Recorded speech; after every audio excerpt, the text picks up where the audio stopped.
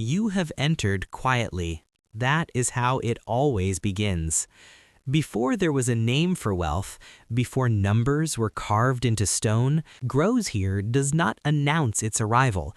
It forms the way roots form, unseen, faithful, patient, drinking from a source no eye can trace.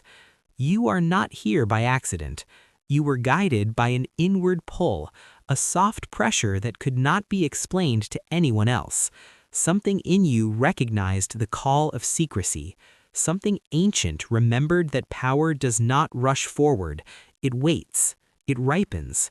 It chooses the moment when no resistance remains. As you listen, you are not a seeker begging the universe. You are a vessel being reminded. Everything you need has already learned your name. Abundance is not outside you, roaming and elusive. It is an obedient force that responds to stillness, to assumed truth, to the quiet authority of inner knowing. This work does not shout. It does not promise. It does not persuade. It reveals. Each word is placed as a stone is placed in a temple that no crowd will ever enter. The rituals offered here are not meant for display. They are meant for alignment. What you do in privacy rearranges the unseen architecture of your life. Silence is not emptiness. Silence is density. It is the womb where intention thickens into form. When you withdraw your desire from explanation, when you stop translating your dreams into language others can touch, energy stops leaking. It gathers, it condenses, it listens for your command. Ancient teachers understood this. The alchemist sealed his work away from light. The gardener trusted the dark soil more than the open air. The mystic spoke little and became much. They knew that exposure invites interference, and interference delays birth. You are invited now into that lineage, not as a follower, but as a practitioner of remembrance. Each chapter that follows is not instruction in the ordinary sense. It is a return, a rehearsal of truths your deeper self already practices when you are asleep, when you are still, when no one is watching. As you move through this work, do not rush. Do not measure progress. Do not explain what you are doing, even to yourself. Let the practices settle like ash after sacred fire. Let your life begin to answer without announcing how. Hold this as your private vow. All true abundance begins, grows, and multiplies in silence. You step inward now. The outer door closes without sound. What follows is not isolation. It is consecration. There is a place where abundance first learns to breathe. It is not in effort, nor in visibility, nor in motion. It is in chosen aloneness, the kind of solitude that is not absence, but presence without interruption. This is where the first law is remembered. Prosperity cannot hear you while you are surrounded by noise. It listens only when you are alone enough to hear yourself. In ancient temples, the inner chamber was never crowded. Only one body entered. Only one breath was allowed to echo. The initiate learned early that power disperses when witnessed too soon. What ripens must be covered. What grows must be protected from eyes that do not know how to see. You are invited into ritualized solitude, not as escape, but as alignment. Solitude chosen with intention becomes a sacred technology. It trains your nervous system to feel safe without approval. It teaches your energy to hold without leaking. When you stop performing, abundance steps closer. Consider the craftsman who worked behind closed doors. He did not explain his method. He did not invite commentary. Each day he returned to the same bench, the same tools, the same silence. Over time, his hands remembered what his mouth never taught. Mastery grew quietly. So did wealth. Your life carries the same potential, but first you must claim a private territory where no voice enters but your own. This is not about distance from people. It is about withdrawal from interference. Every explanation weakens intention. Every comparison dilutes form. Begin simply. Choose a small daily period that belongs only to you. It does not need to be long. It needs to be sealed. During this time, do not consume words. Do not seek answers. Do not improve yourself. Sit, walk, or breathe in stillness. Let the mind exhaust its urgency. Beneath that urgency lives a deeper rhythm. As you remain, notice how your body changes. Shoulders soften, breath slows, thought becomes less crowded. This is not rest, this is recalibration. You are teaching your system that it no longer needs to signal outward to survive. Energy that once scattered begins to coil inward. There is a reason seeds are buried. Darkness removes distraction. In the soil, the seed does not argue with timing. It does not ask if growth is working. It surrenders to the process it was designed for. Solitude offers you the same permission. Within this space, begin a quiet ritual. Place one hand over your heart, place the other over your lower abdomen. Close your eyes. Do not visualize outcomes. Instead, assume a state. Feel the sensation of having enough. Let it be vague. Let it be wordless. Prosperity responds faster to states than to images. Remain here for several breaths. If thoughts arise, do not correct them. Let them pass like weather beyond a mountain. You are not here to fix your mind. You are here to let it settle. In this state, make no requests. Silent abundance is not summoned by asking. It is activated by agreement. Agreement happens when your inner world stops arguing with itself. When desire no longer reaches outward, it becomes magnetic. There is an old story of a monk who was asked the secret of his overflowing storehouse. He lived alone, spoke rarely, and owned little. When pressed, he answered only this: "I stopped telling life what I needed. I started becoming what I trusted." This is the pivot. Solitude allows identity to shift without resistance. In public, identity performs. In solitude, it rehearses truth. When you are alone, you can safely assume the posture of one who is supported. No one challenges you. No one questions your calm. As this practice deepens, you may feel an urge to share. Resist it gently. Sharing too soon releases pressure. Silence concentrates it. Think of steam trapped beneath a lid. The moment it escapes, it loses force. Your solitude is not selfish. It is preparatory. The world will benefit later from what you are cultivating now, but first it must be stabilized in the unseen. There is another layer to this practice. During your chosen solitude, remove all symbols of urgency. No clocks, no schedules, no goals. Time is a noise. Sacred timing reveals itself only when measured time dissolves. Abundance arrives through rhythm, not deadlines. Stay consistent. Return daily if possible. Return without expectation. Consistency builds trust with the unseen. Trust accelerates response. Over days and weeks, something subtle will change. Decisions feel simpler. Opportunities approach without pursuit. Resources align without force. You may not connect these changes to your silence. That is as it should be. The law works best when unnoticed. Remember this: what you protect in silence grows without resistance. What you expose prematurely must fight to survive. Let this first chapter seal within you as a private vow. You are learning to step away without disappearing, to withdraw without lacking, to stand alone without being empty. All true abundance begins, grows, and multiplies in silence. You now arrive at a more subtle threshold. What has been stabilized must be lived without attachment. There is a 10th law that governs release. Abundance remains fluid only when you do not grip it. Holding tightly creates fear. Fear contracts flow.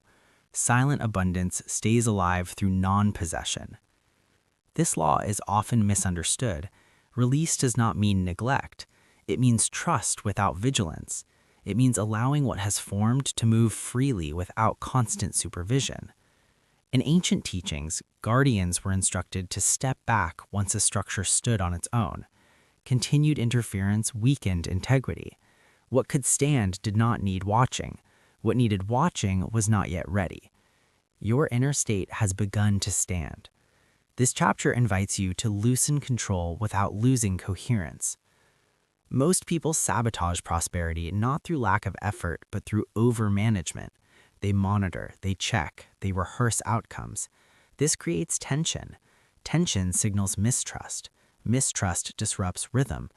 Release is the practice of letting the process breathe. Begin by noticing where you track results, not outwardly, inwardly. The subtle scanning, the quiet measuring, the internal question, is this working? That question pulls energy back into the mind. The mind fragments what the body is stabilizing. When you notice this, do not correct it. Simply return attention to sensation, breath, posture, weight. Sensation grounds energy. Grounded energy does not need reassurance. There is a story of a gardener who watered carefully, then stopped watching the soil. When asked how he knew when to harvest, he said, "The plant tells me when it is ready." He did not pull to check roots. He trusted growth to announce itself. You were asked to trust in the same way. Release also applies to outcomes you desire. Wanting is natural. Clinging is not. Clinging narrows possibility. Release allows form to choose the most efficient path. To practice this, bring a desire to mind. Hold it gently. Notice any urgency, any tightness. Breathe until the tightness softens. Then let the image dissolve. Do not replace it. Rest in openness. This does not cancel desire. It removes pressure.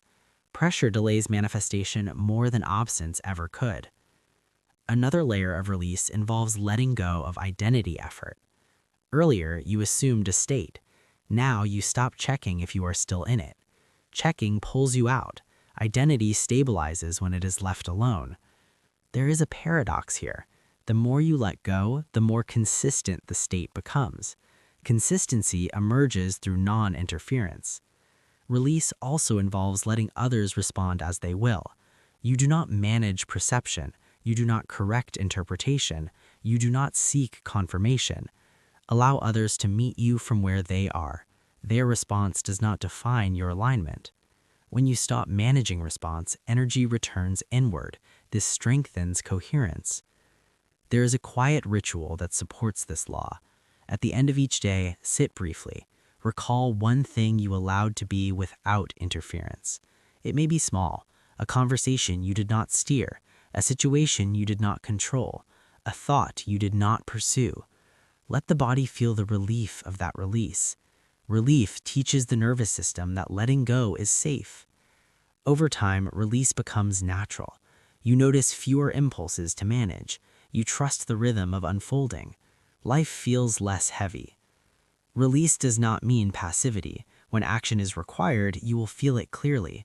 Action that arises from release is clean. It carries no excess effort. It completes itself. Another aspect of this law involves letting go of timelines. Timelines are mental structures. They rarely match energetic readiness. When you dissolve timelines, timing aligns more easily. If impatience arises, return to sensation. The body lives in the present. The present contains everything required. There may be moments when release feels like loss of control. This is illusion. Control was never real. Alignment is real. Alignment requires less effort and produces more stability. There is an old teaching that says the hand that opens can receive. The closed hand protects nothing. As you practice this law, you may notice an increase in ease. Things resolve without your involvement. Support appears unexpectedly. Problems simplify. This is not coincidence. It is the result of reduced interference. Release also protects you from exhaustion. Managing drains energy. Allowing restores it. Restoration increases capacity. Capacity attracts opportunity. Be careful not to turn release into a technique. Techniques invite effort. Release is an attitude. It grows through trust. Trust deepens each time you witness life responding without your management. Do not analyze these moments. Analysis pulls you back into control. Let evidence accumulate quietly. You are not abandoning responsibility. You are refining it. Your responsibility is coherence, not control.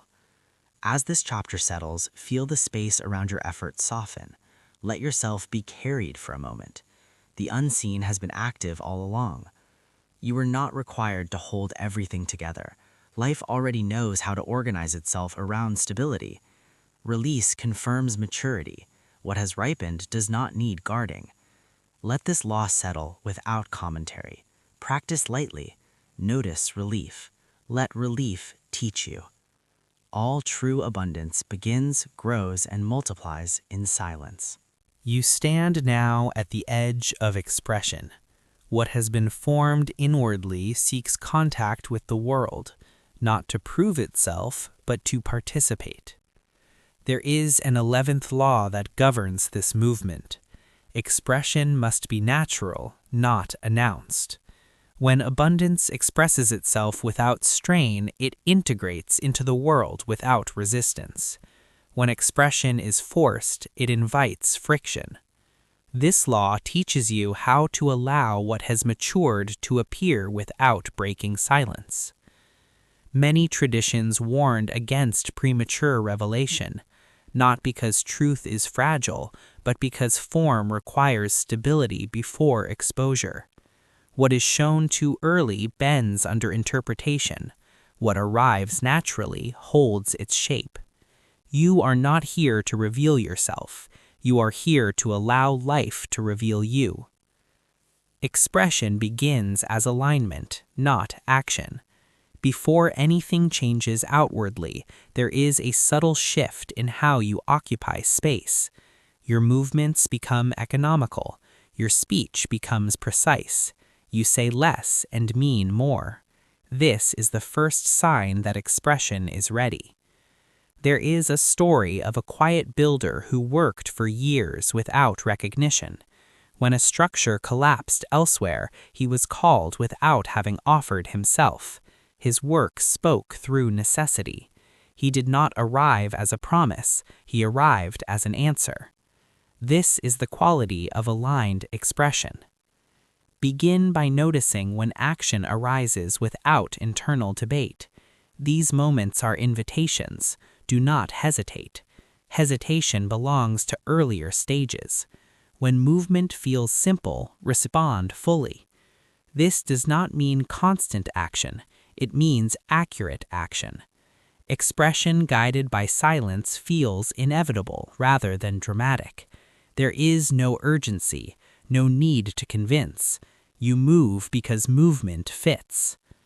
Another aspect of this law involves restraint even in success.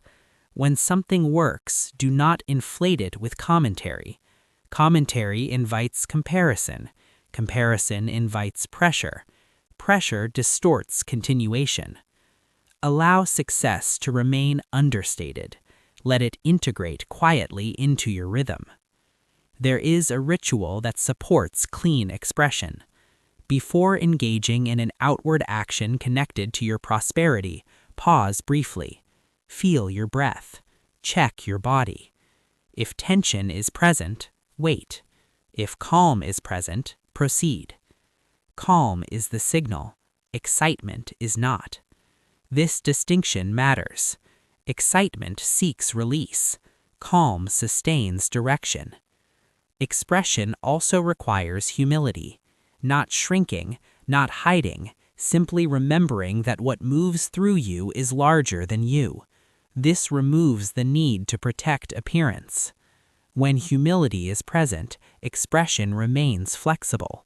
Flexible expression adapts. Rigid expression breaks. Another layer of this law involves listening. Expression that does not listen becomes noise. Stay receptive. Notice feedback without absorbing judgment. Feedback is information, not identity. There is a difference between correction and interference. Correction improves alignment. Interference introduces doubt. Learn to feel the difference in your body. Correction feels neutral. Interference feels constricting. Respond only to correction. Ignore interference. As your work expresses, others may attribute meaning to it. Praise, criticism, interpretation. Let these pass. None of them define the work. The work defines itself through continuity. There is an ancient teaching that says the bell does not explain its sound. It rings. The sound moves where it must. Your expression does not require explanation. Expression also includes knowing when not to act. Silence remains active even here. Not every opportunity requires engagement. Choose what resonates with your rhythm. Decline without justification. Declining protects coherence. Coherence ensures longevity. Another practice supports this discernment. At the end of certain days, review moments of expression. Not to judge, to feel. Did the action preserve calm? Did it increase clarity? Did it feel complete? Let sensation guide adjustment. Do not analyze outcomes. Outcomes lag behind alignment. Focus on quality of engagement. Expression that arises from silence has a particular effect. It reduces resistance around it. Others feel less threatened. Systems accommodate more easily. Progress occurs without friction. This is not strategy, it is resonance. Be aware of a common temptation at this stage: to accelerate, to capitalize, to expand quickly. This often comes from external attention. Pause when this urge arises. Return to your practices. Expansion that outpaces integration destabilizes. Let growth set the pace. There is a parable of a tree that grew too quickly after sudden rain. Its roots were shallow. When wind came, it fell. The slower tree endured. Speed is not strength. Integration is. Expression also refines your identity. You no longer imagine who you are becoming. You observe who you are being. Observation without commentary deepens embodiment. There may be moments when expression feels vulnerable. Exposure naturally increases. This is where earlier laws protect you. Containment, release, protection from doubt. Return to them as needed. You are not leaving silence behind. You are carrying it forward. Silence does not mean invisibility. It means non-interference. You can be visible without being noisy. You can be active without being scattered. As this law settles, trust will deepen. Trust in your timing. Trust in your restraint. Trust in the unseen support that has guided you this far. Expression becomes a continuation, not a departure. You are no longer practicing abundance. You are participating in it. Let your actions be few and accurate. Let your presence do most of the work. Let results emerge without announcement. This is how silence moves through form. All true abundance begins, grows, and multiplies in silence. You enter now the final refinement before closure. What has learned to express must also learn to endure. There is a 12th law that governs longevity. Abundance that lasts is renewed quietly. What is not renewed decays. Renewal does not come from constant expansion. It comes from returning to source. Many lose what they build because they forget how it began. They abandon silence for maintenance. They replace listening with repetition. Over time, effort replaces alignment. What once flowed becomes heavy. This law restores freshness without disruption. Renewal is not a break from life. It is a return to essence. It is remembering the state that allowed abundance to form before form existed. Ancient orders built periods of withdrawal into their cycles. Even leaders disappeared at intervals. They did not retreat from responsibility, they returned to coherence. When they re-emerged, direction was clear. You are invited to create the same rhythm. Begin by identifying when your practices start to feel mechanical. This is not failure, it is signal. Mechanics indicate that attention has drifted. Drift invites correction through renewal. Renewal begins with stillness that has no purpose. Not rest to recover, not silence to manifest. Silence for silence itself. Choose a moment when you can be undisturbed. Sit or stand comfortably. Do nothing. Do not track breath. Do not scan body. Let awareness rest without focus. At first, the mind may search for task. Let it search. Do not assist.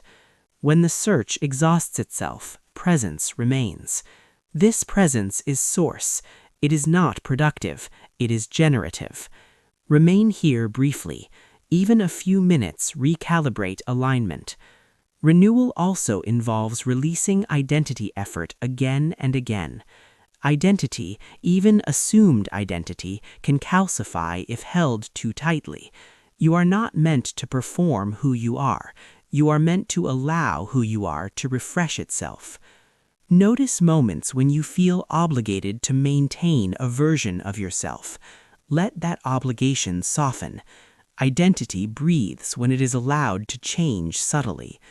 Another layer of renewal involves curiosity without seeking. Allow yourself to wonder without pursuing answers. Wonder loosens rigidity. Rigidity limits flow. There is a story of a scholar who returned yearly to the forest where he first learned silence. He did not study there. He walked. He listened. Each year his work regained clarity. The forest reminded him who he was before he knew what he did. Your source may not be a place. It may be a posture, a rhythm, a quality of attention. Find it. Return often. Renewal also protects against exhaustion disguised as success. When demands increase, renewal becomes more important, not less. Without it, abundance consumes the one who carries it. You are not meant to be drained by what you create. You are meant to be sustained by it. There is a practice that supports ongoing renewal. At the close of certain cycles, days or weeks, ask inwardly without words what wants to return to simplicity. Notice what arises. It may be a reduction, a pause, a quiet adjustment. Honor it. Simplification restores energy faster than addition. Renewal also includes forgiveness of self, not for mistakes, for strain. When you notice that you have been pushing, release judgment. Judgment tightens, compassion loosens, looseness restores flow. There may be times when renewal feels like stepping back. It is not regression, it is realignment.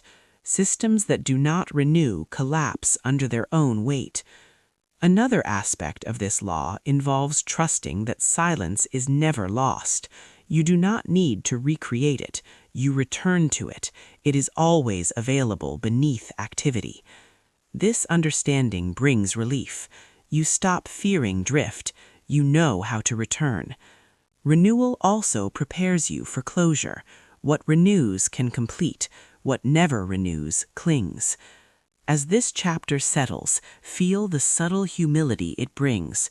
You are not the source. You are a participant in a larger rhythm. When you honor that rhythm, it carries you.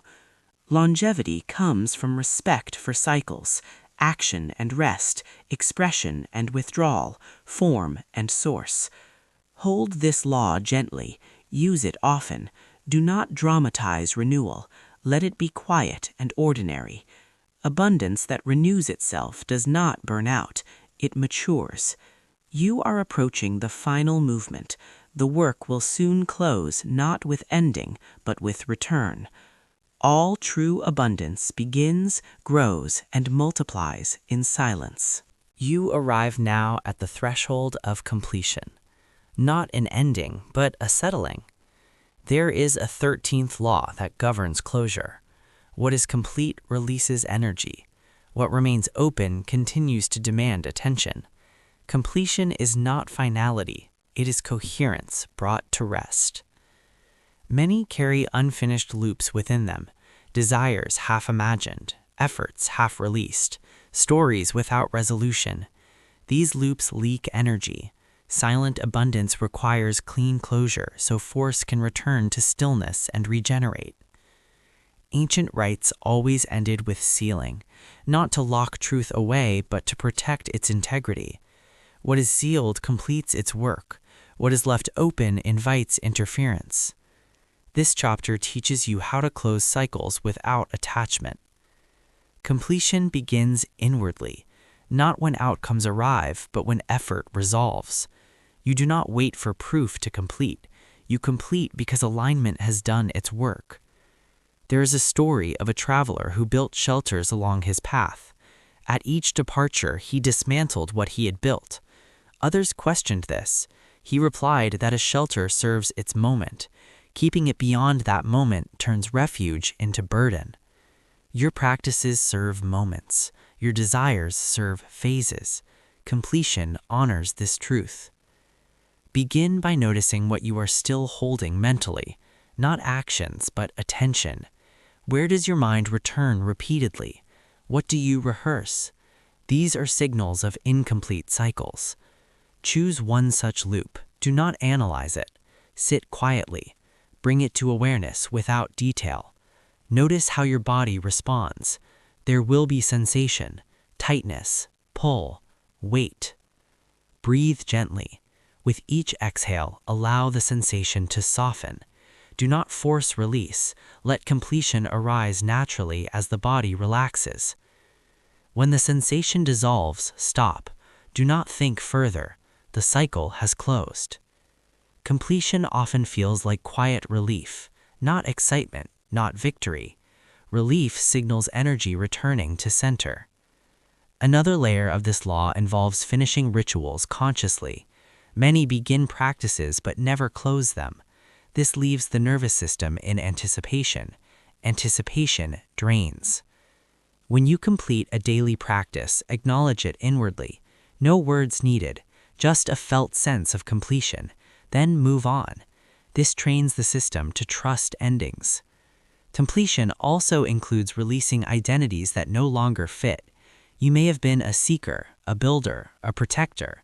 When a role finishes its work, let it rest. Holding outdated roles creates friction. There is a quiet dignity in stepping out of what has served you. Notice moments when you refer to who you were to explain who you are. Gently release this habit.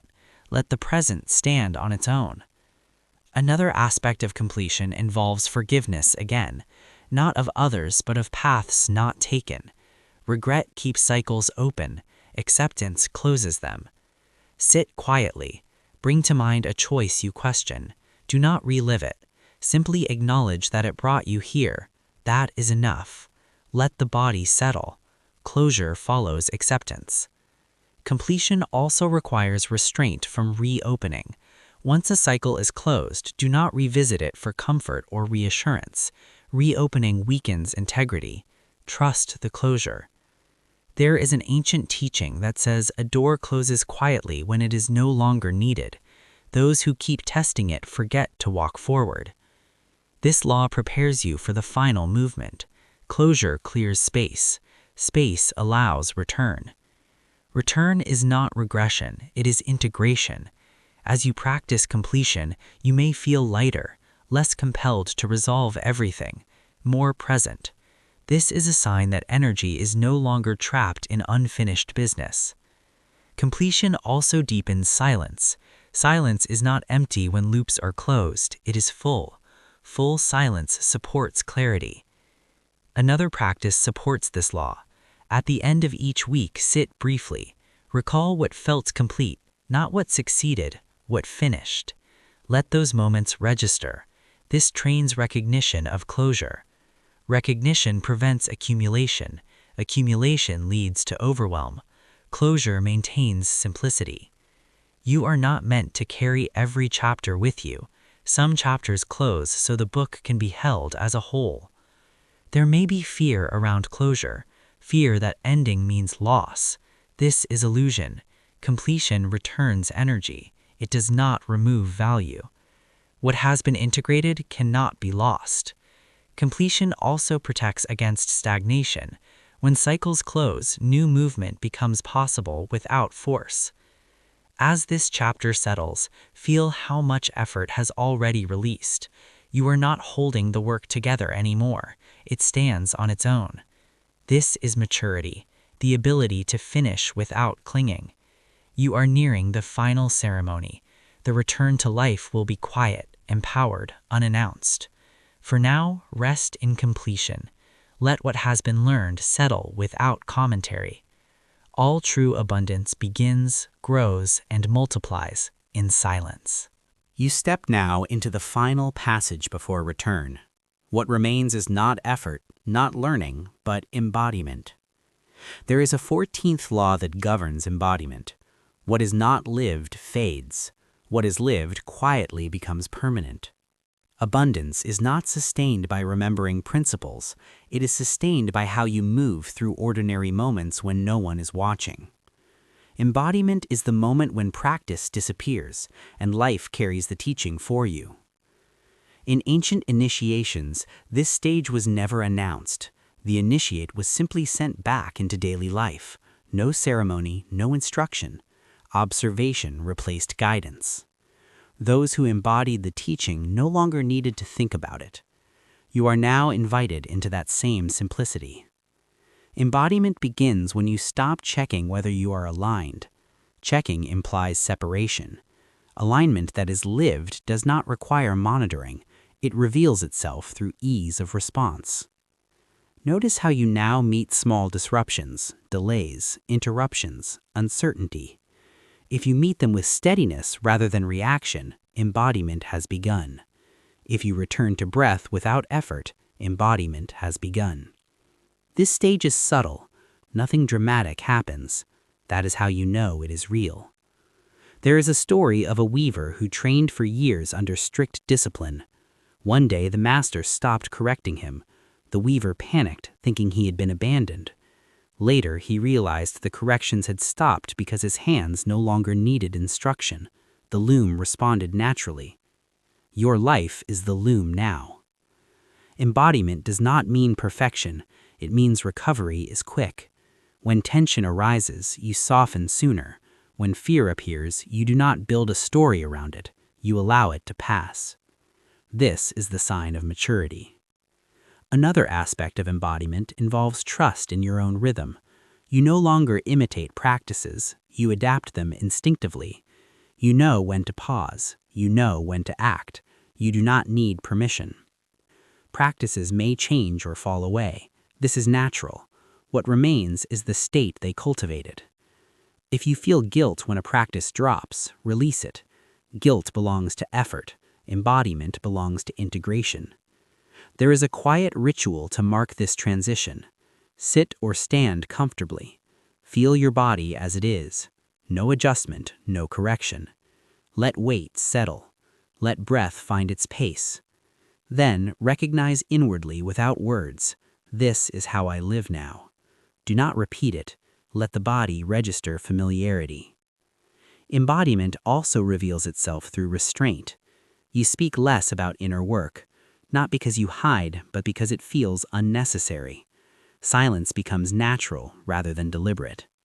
You will notice that you no longer seek confirmation. You trust sensation over opinion. You rely on timing rather than urgency. This does not make you passive. It makes you precise. Another sign of embodiment is gentleness. Harshness fades. You stop pushing yourself through force. You stop demanding clarity before moving. You allow clarity to arise through movement. Gentleness does not weaken abundance, it stabilizes it. There may be moments when old patterns attempt to return. Do not dramatize them. Patterns lose power when they are not treated as threats. Notice, breathe, continue. Embodiment also affects how you relate to others. You listen more fully. You react less. Your presence feels grounding. This is not intentional, it is a byproduct of coherence. You are no longer practicing silence, silence practices you. Another layer of this law involves humility again, not self-reduction, but absence of self-importance. You do not see yourself as someone who knows, you see yourself as someone who lives. Living carries more authority than knowing. There is an ancient teaching that says wisdom walks ahead of words. Those who embody do not persuade, they influence by presence. As embodiment deepens, abundance becomes less personal. It flows through you rather than to you. You feel supported without needing to claim ownership. This is freedom. There is also responsibility here, not obligation but care. You maintain your inner hygiene. You return to stillness when needed. You protect simplicity. You do not clutter your life unnecessarily. Simplicity preserves embodiment. Complexity invites fragmentation. If you feel overwhelmed, simplify. Remove one thing. Reduce one commitment. Create space. Embodiment thrives in space. Another practice supports this stage. When making decisions, notice the first quiet response. Often it arrives before thought. Honor it when possible. Thought may add complexity. Simplicity often holds truth. Over time, embodiment becomes unmistakable. Life feels less resistant. You move without internal friction. You trust pauses. You trust impulses that arise calmly. This is not mastery over life. It is partnership with it. As this chapter settles, notice how little effort is required now. The work has moved beneath awareness. That is its purpose. You are almost ready to return fully, not to abandon silence, but to carry it as your natural ground. One final chapter remains. It will not teach, it will release. All true abundance begins, grows, and multiplies in silence. You arrive now at the return, not a departure from what you have learned, but a release into it. There is a final law, though it is not a law of practice. It is the law that remains when all practice dissolves. Silence does not end, it withdraws into you. What you carry forward is not instruction, but orientation. The ancients called this the closing of the circle. Nothing is added, nothing is taken away. The work completes by disappearing into daily life. This final chapter is not meant to be remembered. It is meant to be felt, then forgotten.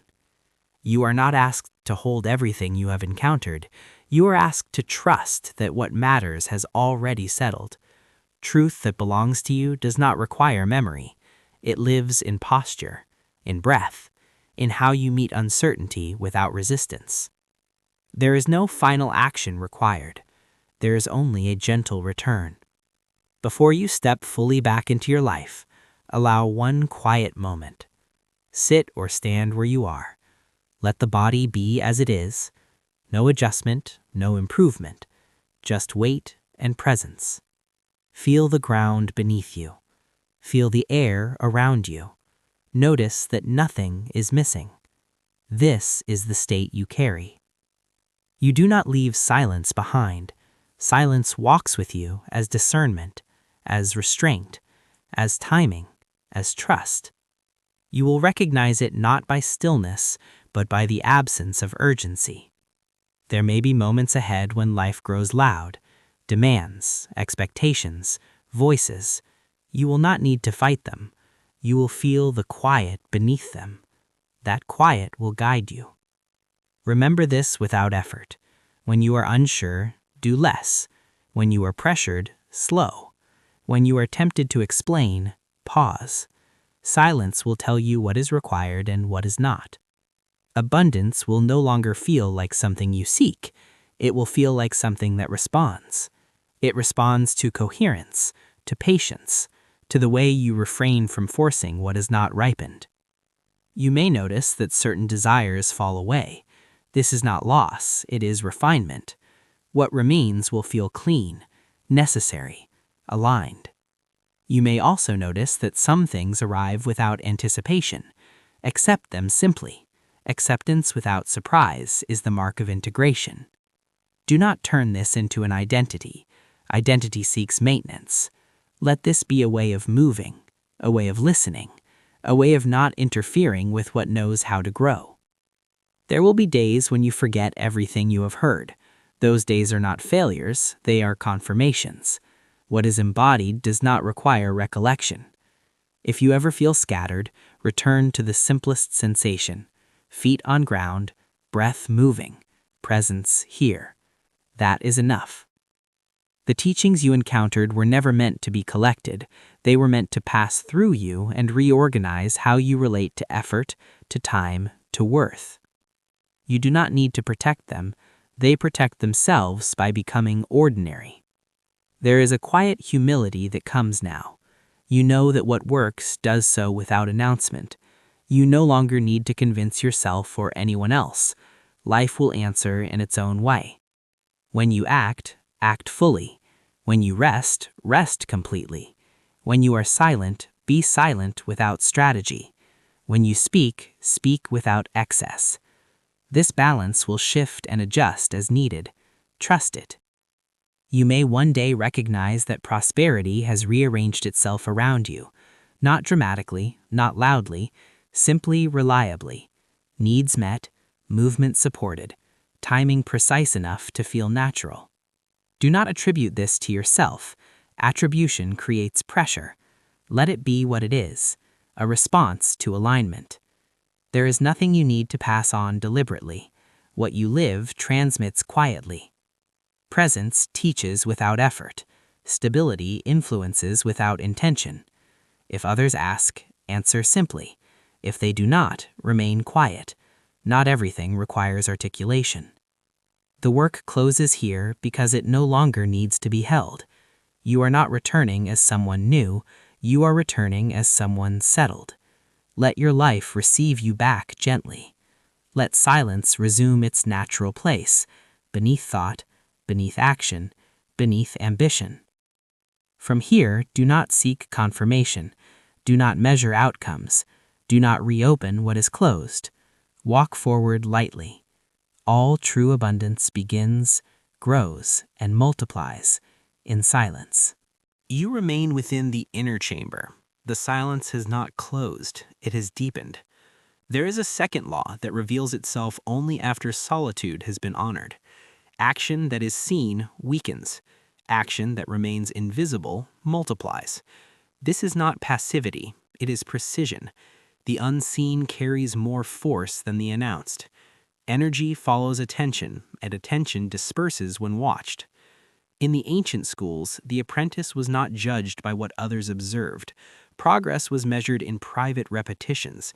The hands learned before the eyes were allowed to see. What matured in secrecy held its form when finally revealed. What was rushed into view cracked under pressure. You live within a world that praises visible effort.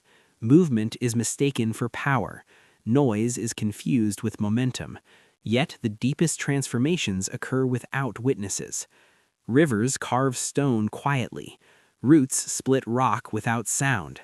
The most decisive shifts in your life will happen when no one knows you are changing. Invisible action is the discipline of doing without signaling. It is choosing alignment over recognition. Each time you act without seeking response, your intention sharpens. It stops negotiating with approval. It learns to stand on its own authority. This chapter asks you to reconsider effort, not its quantity, but its exposure. Every time you announce a goal, you invite interference. Others bring doubt. Others bring projection. Even praise distorts energy. The field becomes crowded. Momentum slows. There is a parable of a woman who carried water at dawn before the village woke. Each morning she walked the same path. No one saw her labor. Over years, her arms grew strong, her posture steady, her breath deep. When drought came, she did not panic. Her body already knew endurance. She had trained without spectacle. Invisible action trains your inner structure. It builds resilience that does not depend on outcome.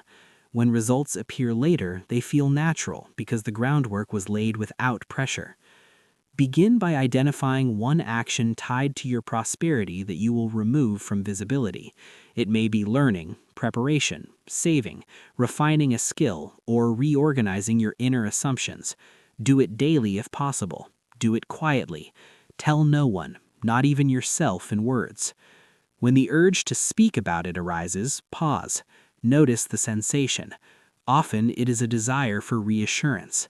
Let that desire dissolve. Reassurance weakens trust. Trust grows when you act without witnesses. There is a subtle energetic shift that occurs when you practice invisibility. The body relaxes. The mind stops performing. Energy stops leaking through explanation. What remains becomes concentrated. To anchor this practice, perform a private ritual before beginning your invisible action. Sit or stand still. Place your attention on the space behind your sternum. Breathe slowly. With each breath, feel yourself stepping back from the outer world, not withdrawing in fear, but returning to center. Then assume this inner statement without words. What I do in silence carries full authority. Do not repeat it mentally. Let it settle as a sensation, a quiet certainty. When the feeling stabilizes, begin your action. Do not measure progress. Measurement invites impatience. Invisible action unfolds according to sacred timing. Timing reveals itself only when you stop watching the clock. There may be days when nothing seems to move. That is illusion. Invisibility often looks like stillness. Under the surface, alignment is forming. Like yeast in dough, the work happens quietly. Interference ruins the rise. Another layer of this law involves restraint. Not all actions need to be taken immediately. Some intentions ripen through delay. Sacred delay is not avoidance, it is intelligence. When you feel the urge to rush, step back. Ask inwardly if movement is required or if presence is sufficient. There was an alchemist who spent years refining a single mixture. Visitors mocked his patience. They saw no result. When the compound finally transformed, it did so completely. No correction was needed. Precision had replaced haste. You are not here to force outcomes. You are here to allow inevitability. Invisible action aligns you with inevitability. When the moment arrives, the path opens without struggle.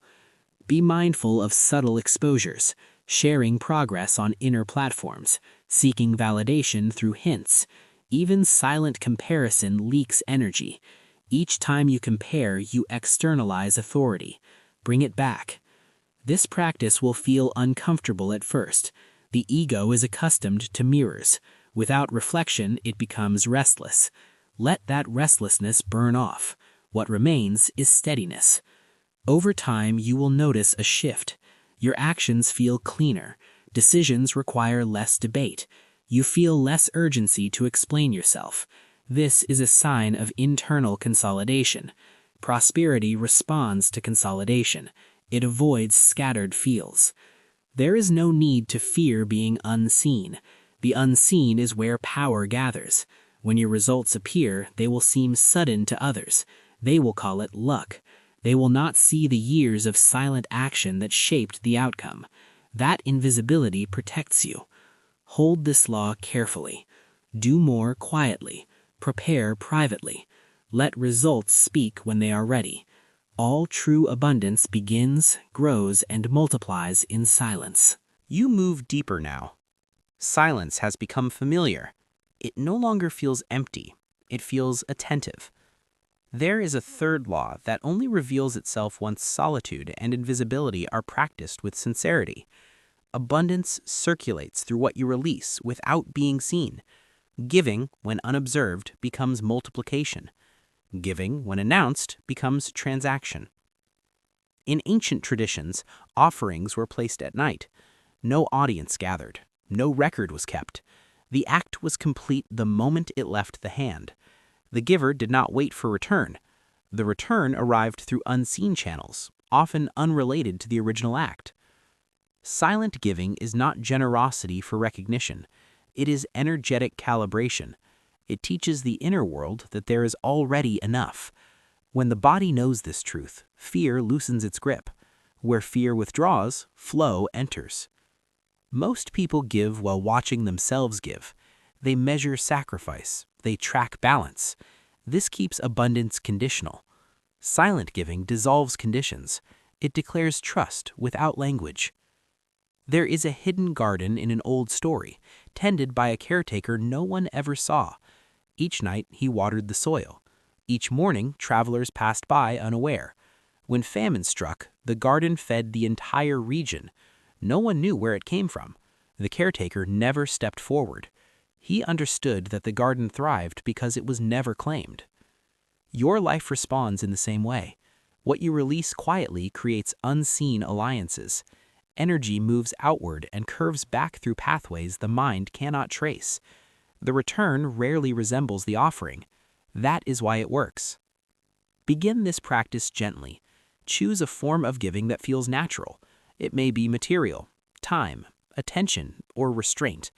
Give in a way that cannot be tracked. No acknowledgement, no hint, no expectation of gratitude. If giving money, do it without emotional weight. Do not attach meaning. Do not frame it as loss or virtue. Treat it as circulation. Wealth is fluid. What stagnates decays. What moves renews. If giving time or presence, offer it fully and then release it. Do not replay the act. Replaying keeps energy tethered. Silent giving is complete when forgotten. Before each act, perform a small inner ritual. Pause. Place awareness on your breath. Feel your body grounded. Then assume this state without words. I am already supported. Let the feeling be enough. From this state, give. This practice retrains identity. You stop seeing yourself as one who must hold tightly. You begin to feel like a conduit. Prosperity prefers conduits. It avoids hoarders. There's a subtle distinction here. Silent giving is not depletion. You do not give what creates resentment. Resentment poisons circulation. You give what affirms sufficiency. Even small acts carry full power when aligned. There may be moments when logic protests. The mind may say this is impractical. That voice belongs to a system trained in scarcity. Do not argue with it. Let it speak and pass. The body learns faster than the mind. Over time, you will notice changes, unexpected support, timely opportunities, needs met without request. These are not rewards. They are echoes. Energy returns along the same frequency it was sent. Another layer of silent giving involves forgiveness. Releasing a grievance privately is a form of wealth creation. Holding resentment binds energy to the past. Release frees it for creation.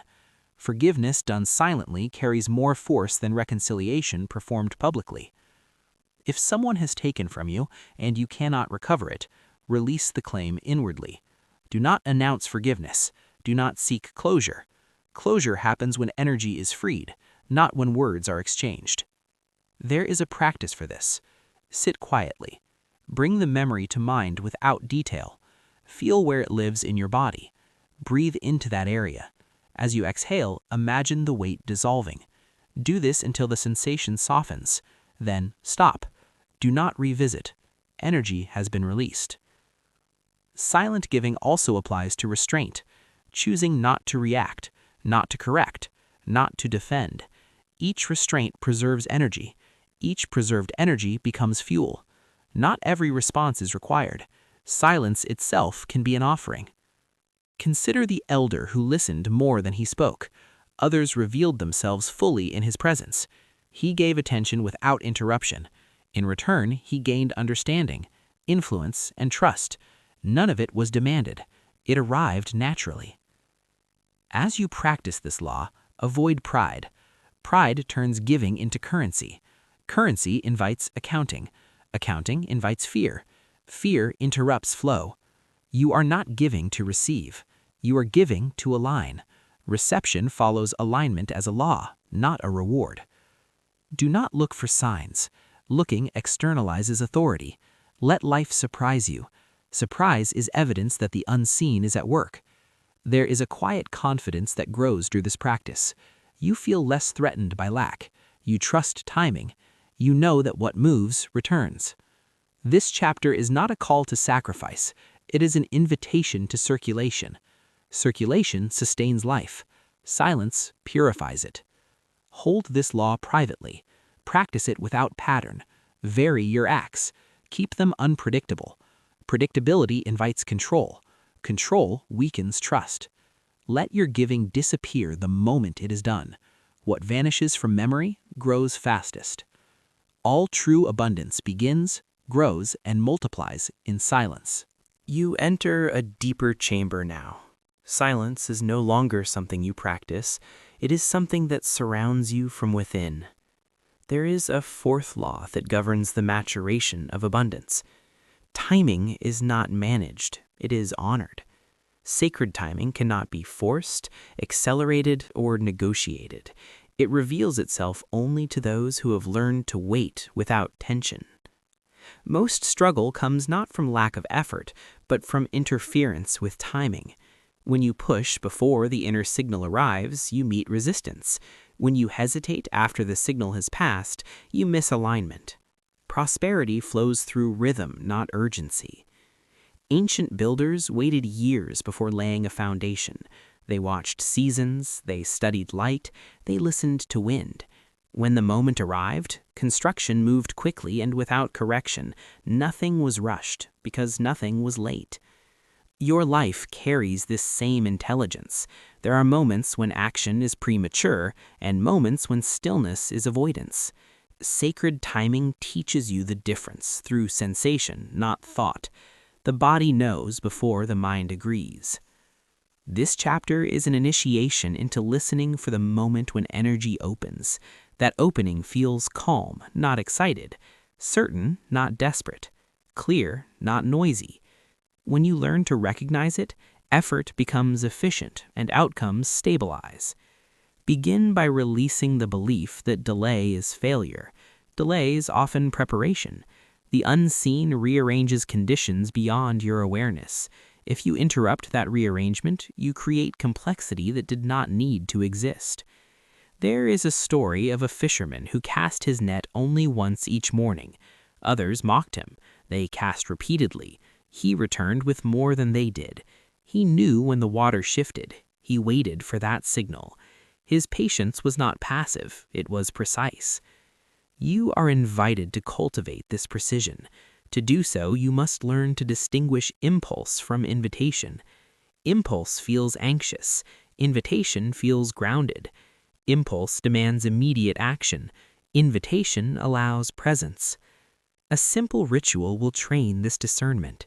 Each morning or evening, sit quietly. Bring to mind a desire related to your prosperity. Do not visualize outcomes. Instead, notice your body response. Does it tighten or soften? Does the breath shorten or deepen? Does the chest feel pressured or open? If tension appears, timing is not aligned. Release the thought. If openness appears, do nothing yet. Wait one full cycle of breath. If the openness remains, timing is approaching. If it fades, return to silence. This practice removes impatience without suppressing desire. Desire remains alive. It simply learns to wait for the door to open. Sacred timing also requires trust in invisibility. Much of what prepares your outcome happens through others, through circumstances, through movements you cannot track. Watching delays the process. Observation collapses possibility into expectation. Expectation limits outcome. When you feel the urge to check, to confirm, to measure progress, pause. That urge is not intuition. It is fear seeking reassurance. Reassurance is unnecessary when timing is honored. Another layer of this law involves rest. Rest is not inactivity, it is incubation. Periods of apparent stillness allow energy to integrate. Without integration, progress fragments. In ancient rites, initiates were often confined to darkness for days. Nothing happened outwardly. Internally, perception reorganized. When they emerged, they acted with clarity and force. Timing had matured them. Allow rest without guilt. Guilt introduces pressure. Pressure distorts rhythm. When rest is clean, it sharpens future action. There may be moments when everything within you wants to move, yet conditions resist. This is not obstruction, it is alignment forming elsewhere. Hold steady. When resistance dissolves, movement will feel effortless. There may also be moments when opportunity appears suddenly. Do not hesitate out of habit. Sacred timing arrives quietly but decisively. When it opens, act fully. Partial action creates delay. You will know the moment by its simplicity. There is no debate, no overthinking, no drama. Action feels obvious. Another practice will help refine this awareness. Choose one decision each day. It may be small. Before acting, pause briefly. Ask inwardly without words, "Is this now?" Notice the response. Honor it. Over time, this builds trust between your conscious mind and deeper intelligence. Trust is essential. Without trust, timing feels random.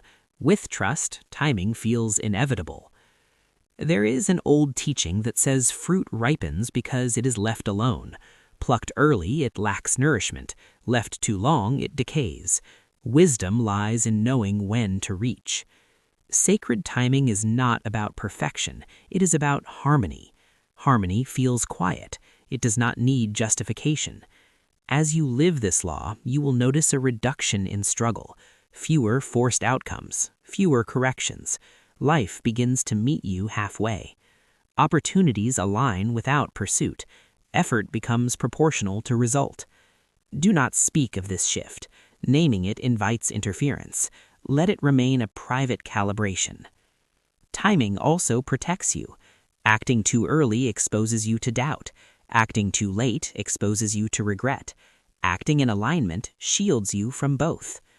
Hold this teaching as a vow of patience without passivity, readiness without urgency, movement without noise.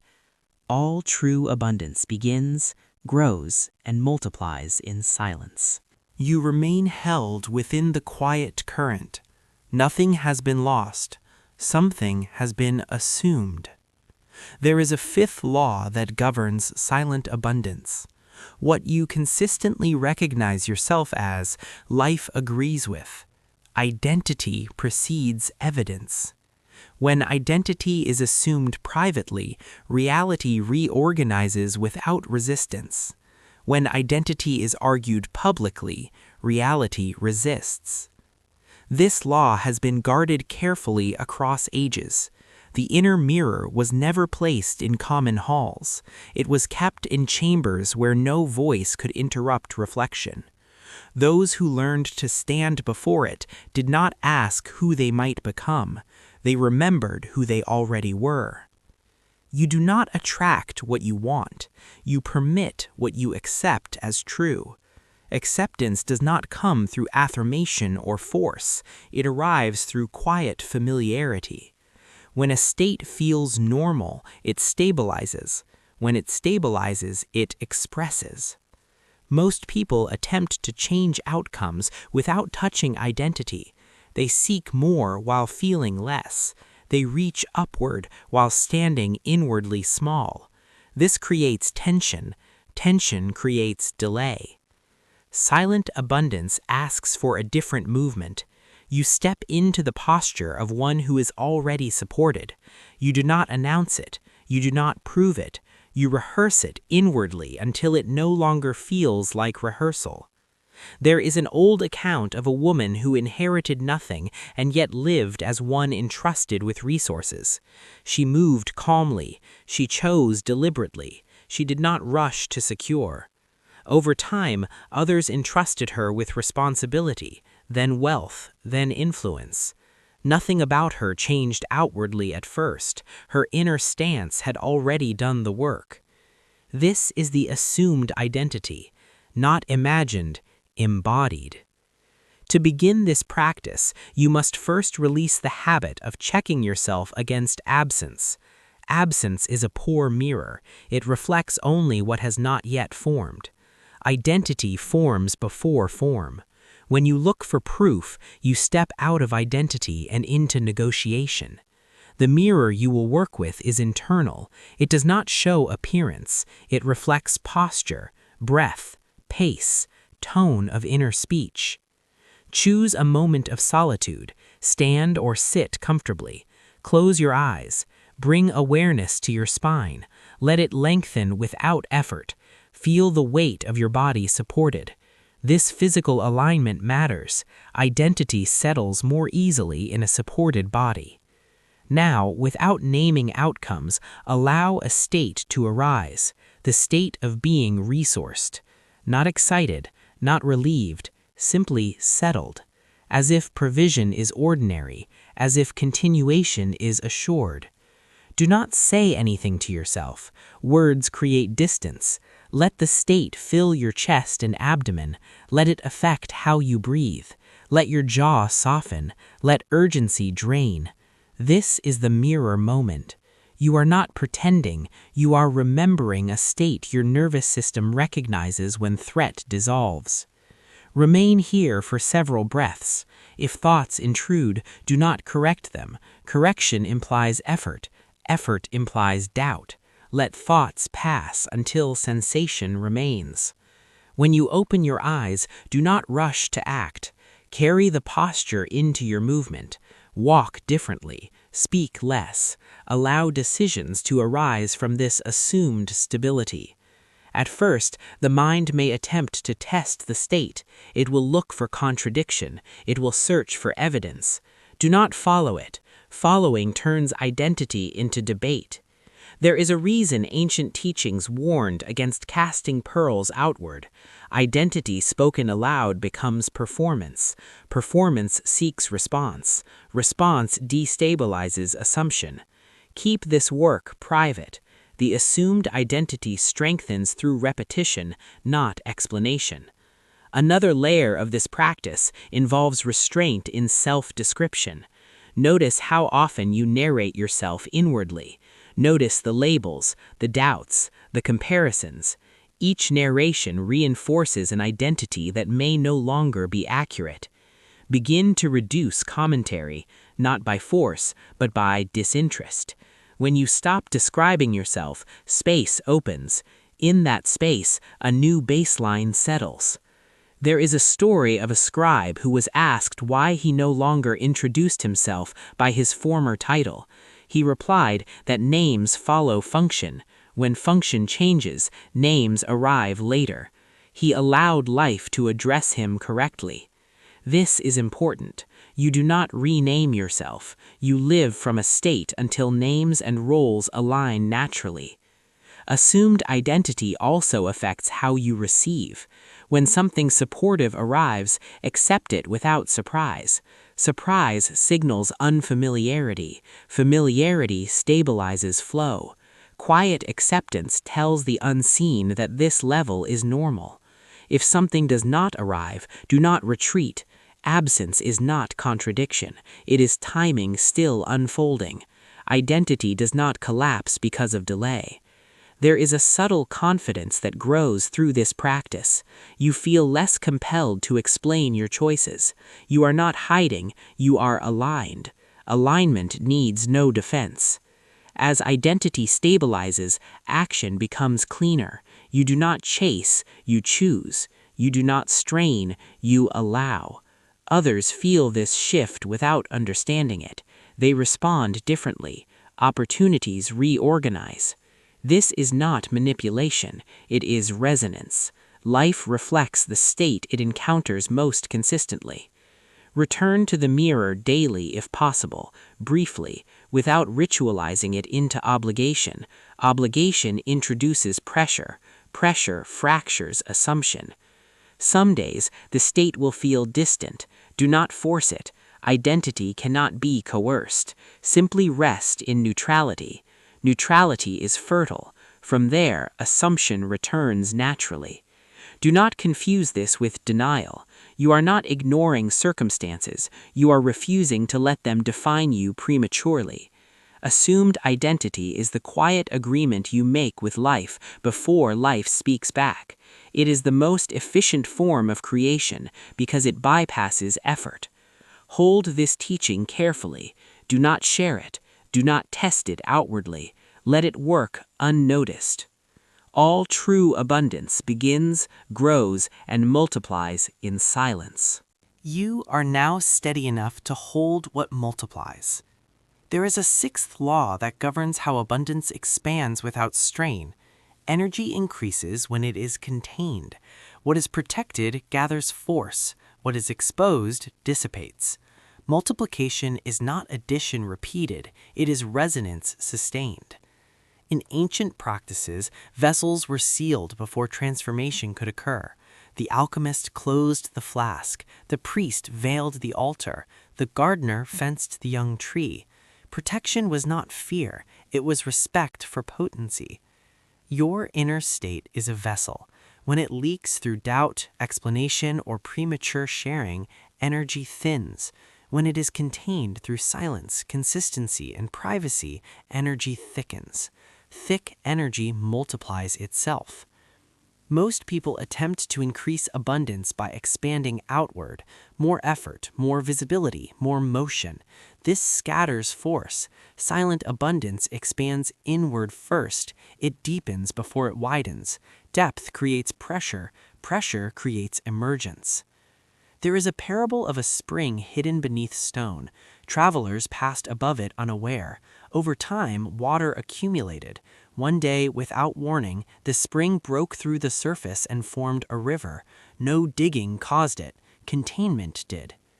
Energetic multiplication works the same way. When your practices are steady and unobserved, energy builds without interference. The moment it reaches coherence, expression becomes inevitable. This chapter asks you to become a guardian of your inner field, not rigid, attentive. Protection is not about walls, it is about discernment. Begin by noticing where your energy thins, certain conversations, certain environments, certain habits of thought.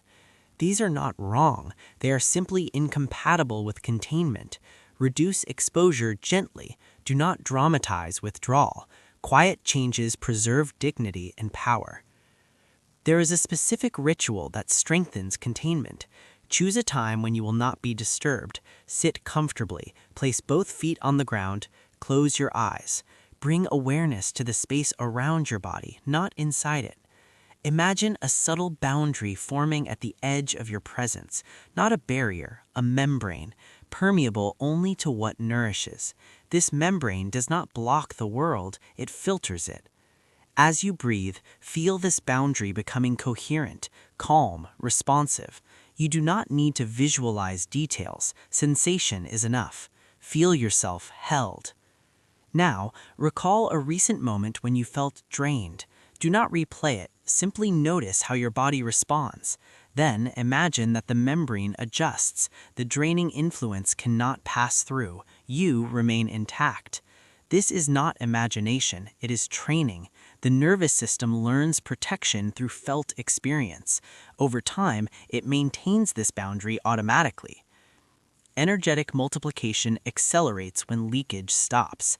What once dissipated now circulates internally. Circulation builds momentum. Another aspect of protection involves belief hygiene. Not all ideas deserve residence. When doubt enters, do not engage. Engagement feeds it. Acknowledge and release. Silence starves doubt of fuel. You are not required to prove certainty to yourself. Certainty grows through repetition, not argument. There is also protection through pacing. Move at a speed that feels sustainable. Burnout fractures energy. Consistency compounds it. A small daily practice protected over time outweighs sporadic intensity. In ancient lineages, initiates were warned against sharing experiences prematurely. Words flattened what was still dimensional. The experience lost force when named too early. Let your inner changes remain unnamed. Protection also includes selective trust. Not everyone needs access to your inner process. This is not secrecy born of fear. It is stewardship. You do not place secret objects in open markets. As your energy multiplies, others may sense change. They may question. They may seek explanation. Respond minimally. Truth does not require detail. Simple presence communicates more than words.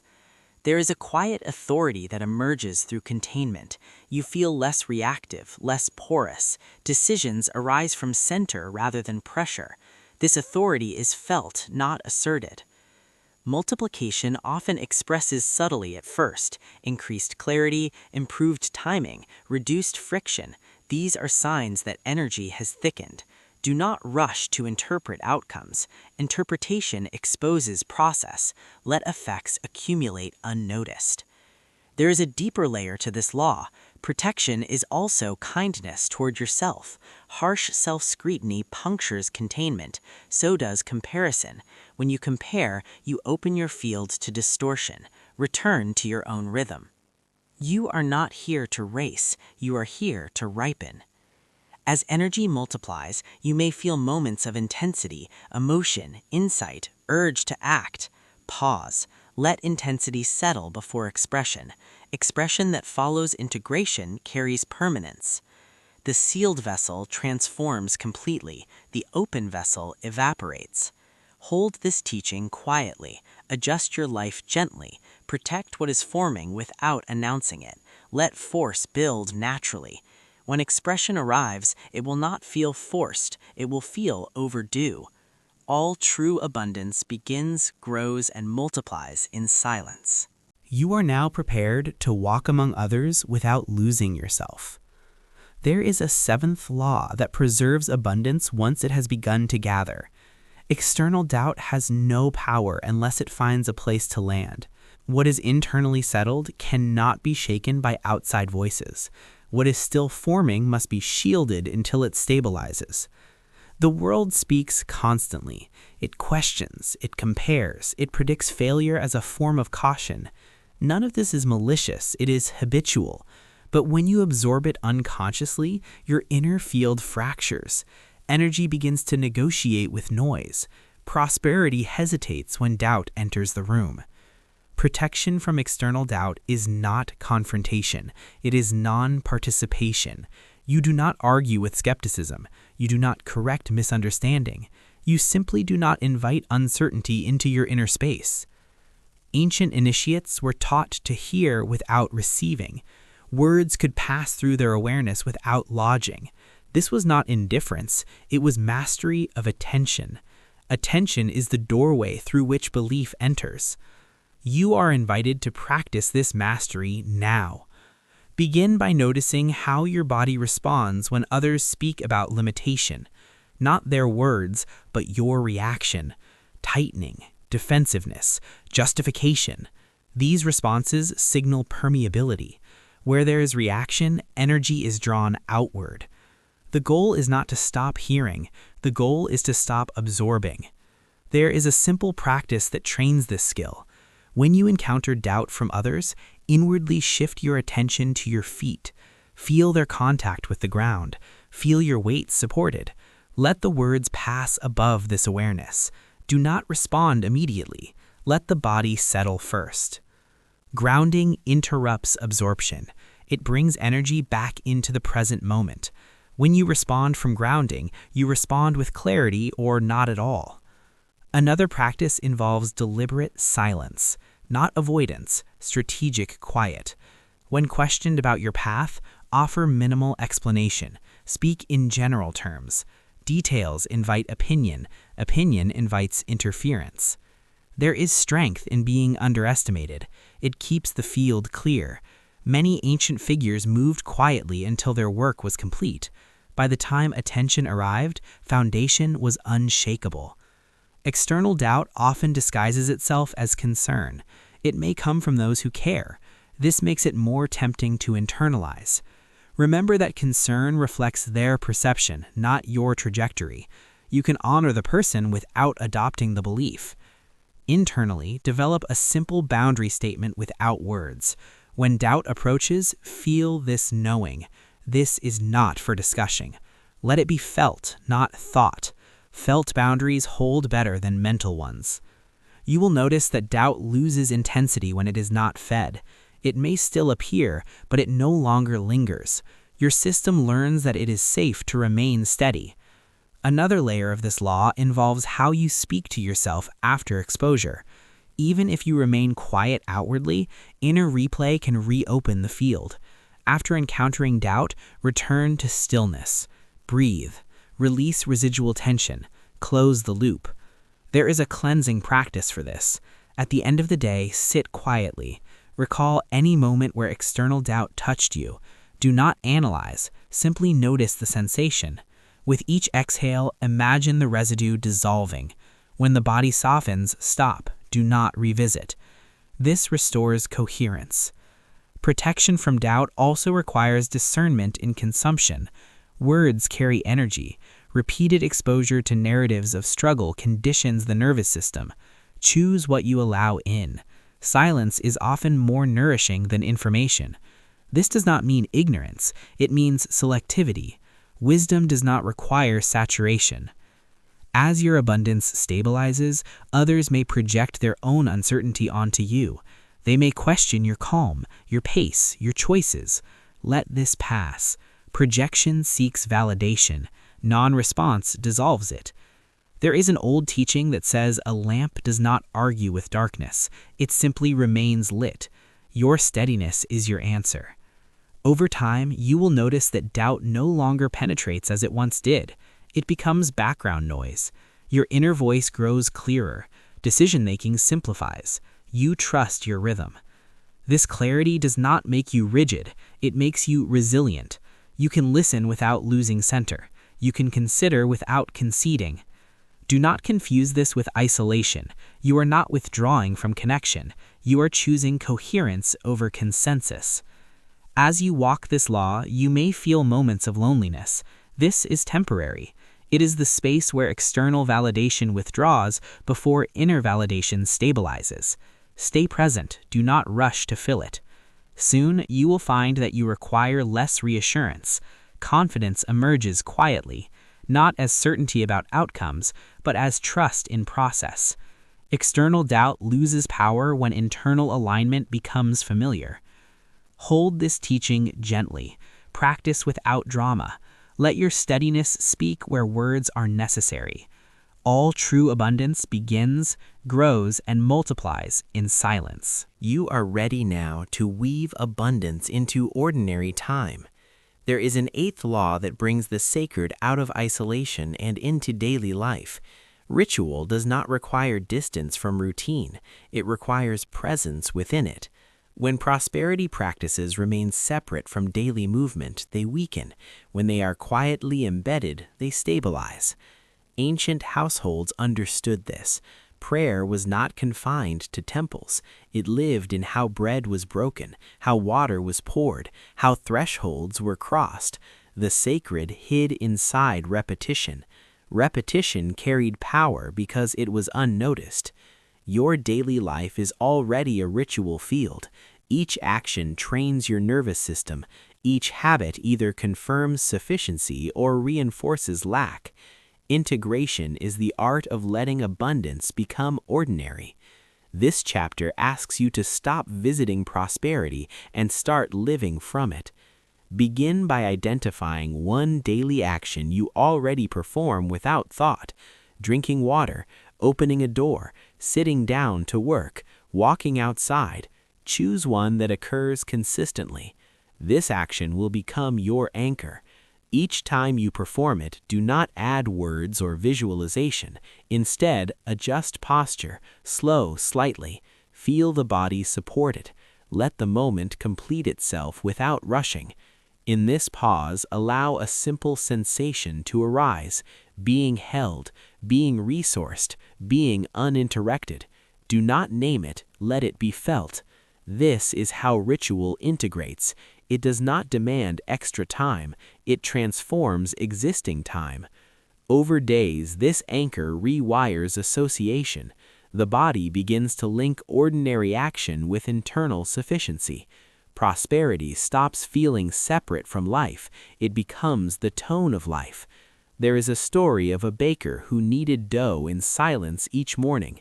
He did not pray aloud. He did not bless the bread with words. He worked with full presence. His shop never lacked customers. He said the bread remembered his hands. Your actions remember your state. Integration also involves how you transition between activities. Rushing from one task to another fragments energy. Fragmentation creates a sense of lack.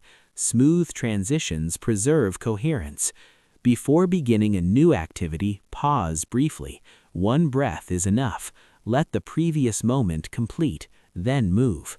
This simple practice restores continuity. Continuity allows energy to circulate without loss. Another layer of integration involves how you receive. When something supportive arrives, pause before reacting. Let it land. Let your body register familiarity rather than surprise. Familiarity signals alignment. If gratitude arises, let it be quiet. Loud gratitude can carry disbelief. Quiet gratitude carries acceptance. Integration also asks you to notice where you separate yourself from abundance. Inner statements like, "When this happens, then I will relax." These statements postpone sufficiency. Gently release them. Sufficiency is a state, not a result. You do not wait for abundance to feel supported. Feeling supported allows abundance to organize. Daily ritual also includes rest, not collapse. Rest chosen deliberately. Rest that feels complete rather than guilty. When rest is clean, it integrates effort. Without rest, effort accumulates tension. Choose a small daily rest period. It may be brief. During this time, do nothing productive. Sit, lie down, breathe. Let the body reset. This is not indulgence, it is maintenance. In ancient practices, rest was considered sacred because it allowed energy to return to source. Source restores more than effort ever could. Integration also means adjusting how you speak internally during routine tasks. Notice urgency, notice self-pressure. When you catch it, soften the breath. That is enough. Correction does not require argument. There is a quiet power in doing simple things without strain. Strain signals mistrust. Ease signals confidence. As prosperity integrates, you may notice changes in how you relate to time. Less chasing, fewer mental lists, more presence. This is not inefficiency, it is clarity. Clarity increases effectiveness. When attention is whole, actions complete themselves more cleanly. Another practice supports integration. At the end of the day, recall 3 moments that felt stable, not successful, stable, where you felt grounded, complete, enough. Let these moments register. This trains recognition. Recognition deepens reality. What you notice grows. Integration also requires releasing the idea that ritual must feel special. Specialness separates. Ordinariness stabilizes. The most potent rituals feel almost invisible. There is an old teaching that says the sacred hides in plain sight to avoid interference.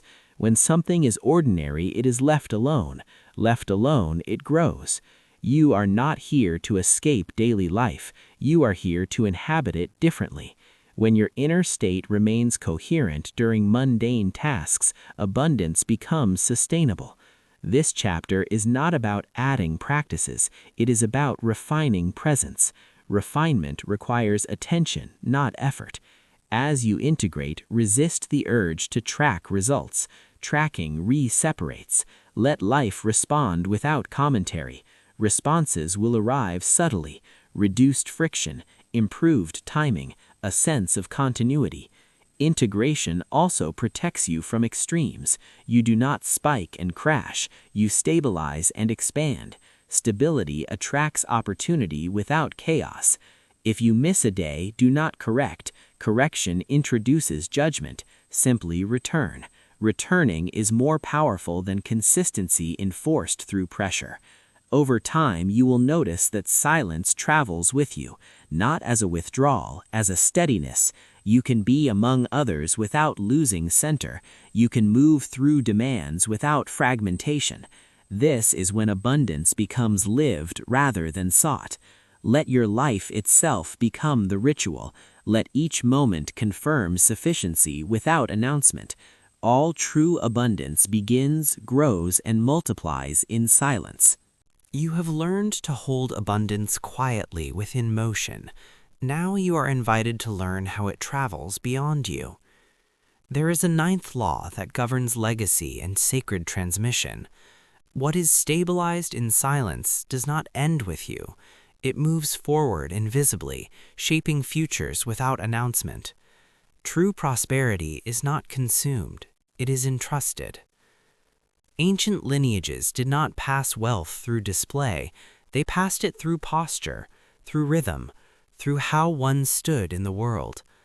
Children learned not by instruction, but by atmosphere. They absorbed stability before they understood language. Legacy begins long before anything is given outwardly. It forms in how you relate to enough. When sufficiency becomes your baseline, everything you touch carries that imprint. You do not teach abundance, you transmit it.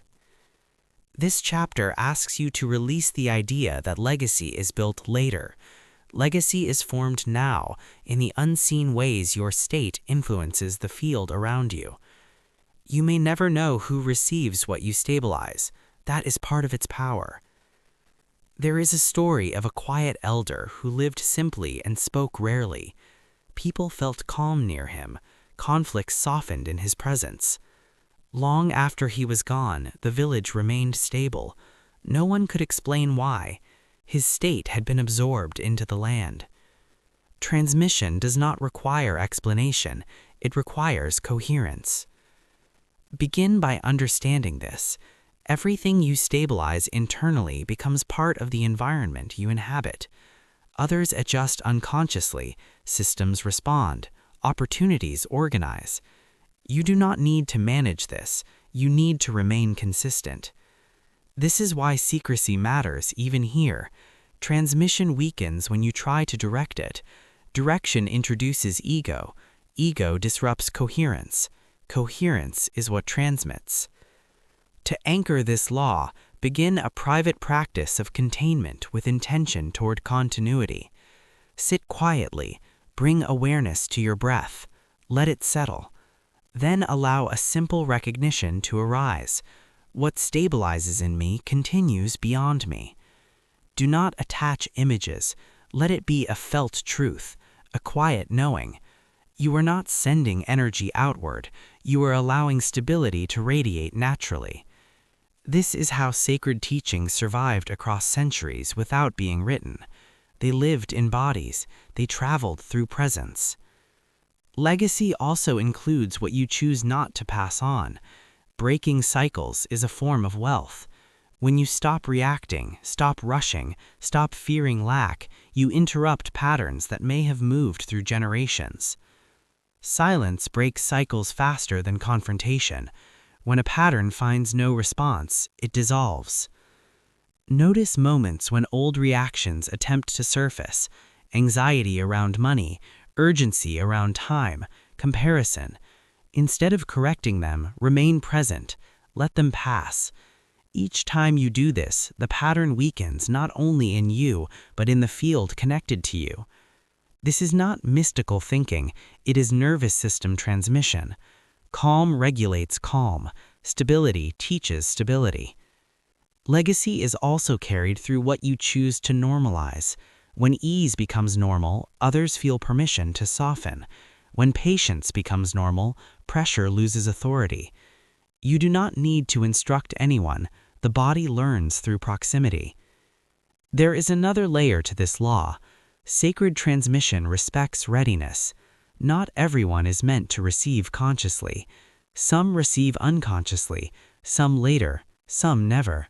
This is not failure, it is order. Release the urge to convert or convince. That urge leaks energy. What is meant to continue will do so without your management. Another practice supports this. At the end of certain days, place a hand over your heart.